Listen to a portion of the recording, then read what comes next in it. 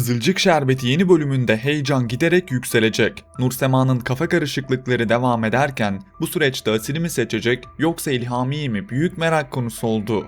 Ömer ve Kıvılcım aşkında bizleri nelerin beklediği, Başak ve Fatih'in boşanıp boşanmayacağı dahil her konuyu tek tek videomuzda konuşacağız. Videomuza geçmeden önce Nursema mutlu olsun diyenler videomuzu beğensin, sayımızı görelim. Kızılcık Şerbeti'nden en güncel gelişmeleri takip etmek için ücretsiz bir şekilde kanalımıza abone olup bildirimleri açmayı ve hype butonundan bizlere destek olmayı unutmayın.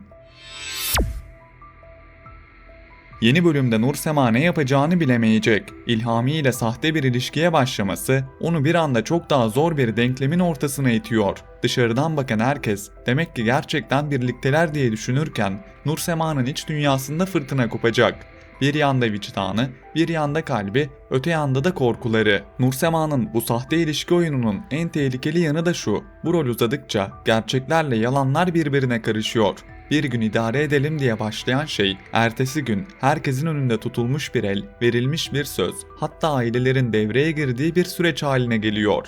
Nursema hem kendi ailesinin hem de karşı tarafın beklentilerinin altında ezilirken bir yandan da ben aslında kimi istiyorum sorusundan kaçamayacak. Kaçtıkça da daha sert bir duvara çarpacak. Üstelik İlhami bu rolü sadece görüntü olsun diye oynamıyor. Nursema'ya gerçekten aşık olduğunu açık açık söylemesi, istemeye geleceğiz diyerek işi ciddiye bindirmesi Nursema'nın üzerindeki baskıyı ikiye katlayacak. Nursema sanki her adımda daha da köşeye sıkışacak. Asil cephesinde ise işler daha da karışık. Asil şu anlık Nursema'ya bir yaklaşıp bir uzaklaşırken Nursema ile İlhami'yi adım adım yakın merceğe alacak. Çünkü Asil'in en büyük korkusu aslında çok net: Nursema'yı elinden kaçırmak. Şimdiye kadar gururuyla, çekingenliğiyle, ben belli etmeyeyim tavrıyla geri durdu.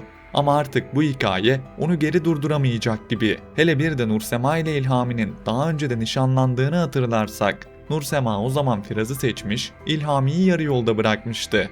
Bu yüzden İlhami'nin içindeki kırgınlık bitmediği halde yine de Nursema'nın yanında durması onu daha da iyi ve güvenli bir seçenek gibi gösteriyor. Fakat tam da burada kaderin acı tarafı devreye girebilir. Anlaşılan İlhami bir kez daha boyun eğecek ve yine terk edilen olacak. Benim tahminim şu: Asil Nursema'yı elden kaybedeceğini anladığı an düğmeye basacak. Hatta öyle bir hamle görebiliriz ki Nursema ile İlhami evlenmek üzereyken nikahı basıp bir kez daha Nursema'yı bu evlilikten döndürecek. Klasik bir son dakika hamlesi. Ama bu dizide kalpler son dakika konuşmayı çok seviyor. Çünkü Nursema'nın Asil'i sevdiğini biz de görüyoruz. Sadece bu duyguları kabul edemiyor, adını koyamıyor, kendine bile itiraf edemiyor. Ama o itiraf geciktiği her saniyede İlhami'nin umutları büyüyor. Sonunda da Nursema ile Asil arasında gerçek bir aşkın başladığına şahitlik edeceğiz gibi duruyor. Burada izleyici tepkilerinin de Nursema'nın seçimini etkileyeceğini düşünüyorum. Sizce Asil mi yoksa İlhami mi? Yorumlar kısmında Nursema kimi seçmeli, bunu bizlerle paylaşın. Şimdi gelelim Ömer ve Kıvılcım'ı yeni bölümde nelerin beklediğine. Son bölümde Ömer, Bade meselesini çözdüğünü sanıp bunu Kıvılcım'la paylaştı.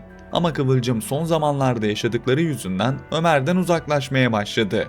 Kalbi yorgun, güveni sarsık, kafası karışık. Bu tabloda Tuncay'ın yanında kendisine daha güvende, daha huzurlu hissetmesi çok kritik. Çünkü Kıvılcım'ın aradığı şey şu an romantizm değil, tamam ben buradayım diyen sakin bir liman.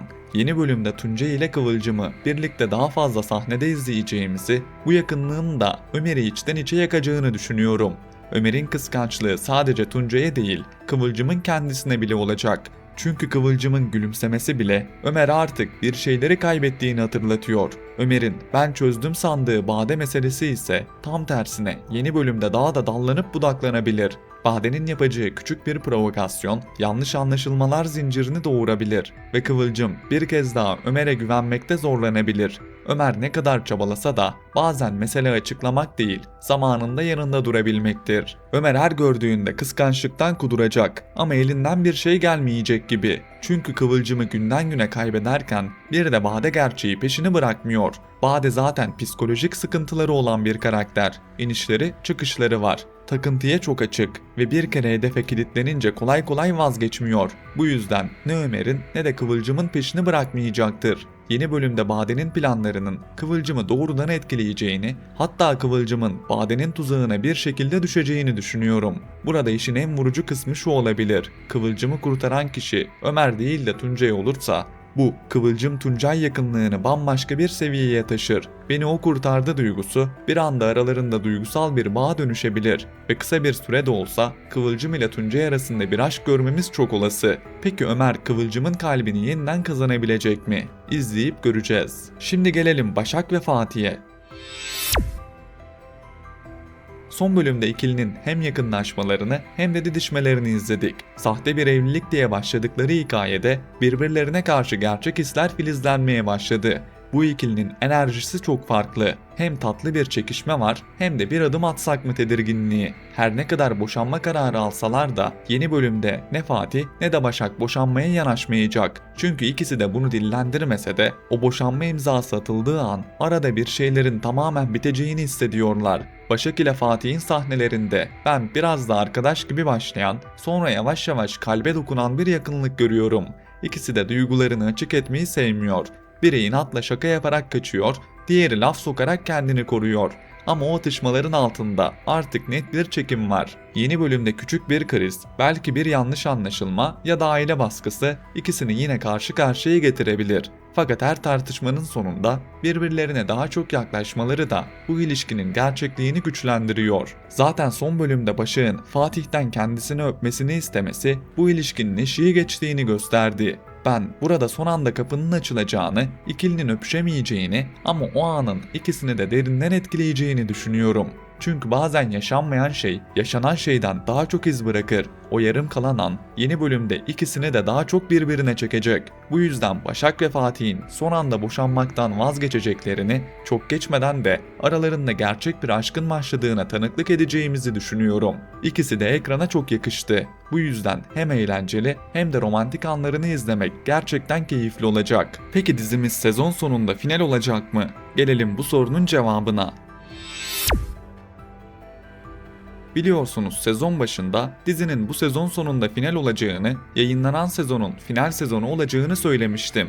Bu konuda hala net bir değişiklik yok. Dizi bu kadar kan kaybetmişken, reytinglerde düşüş yaşanmışken sezon sonunda final ihtimali hala masada duruyor. Ama diğer taraftan da gerçek şu: reytingler düşse bile hala belli bir seviyede ve 125. bölümünü geride bırakmış bir dizinin bu seviyede kalması kanal yönetimini devam mı tamam mı ikileminde bırakıyor olabilir. Final meselesinde bir diğer kritik nokta da kadro ve hikaye dinamiği. Bazen diziler reytingden bağımsız olarak hikayeyi sağlıklı bitirelim diyerek final kararı alıyor.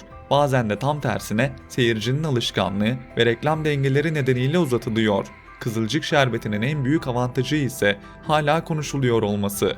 Bölüm biter bitmez sosyal medyada tartışılıyor, karakterler gündem oluyor, izleyici taraf tutuyor. Kanal da bu etkileşimi görmezden gelmek istemeyebilir. Belki de şöyle bir senaryo görebiliriz. Eğer reyting gidişatı toparlanır ve yeni hikaye seyircide yeniden güçlü bir iz bırakırsa bir sezon daha final sezonu diyerek diziyi uzatabilirler. Yani bir anlamda sonu erteleyip daha planlı ve daha büyük bir finalle veda etmeyi tercih edebilirler. Burada hem reytinglerin gidişatı hem de baştan aşağı değişen hikayenin seyirciye bıraktığı etki belirleyici olacak. Sizce Kızılcık Şerbeti önümüzdeki sezonda da ekranlarda olmalı mı? Yorumlar kısmında düşüncelerinizi bizlerle paylaşın.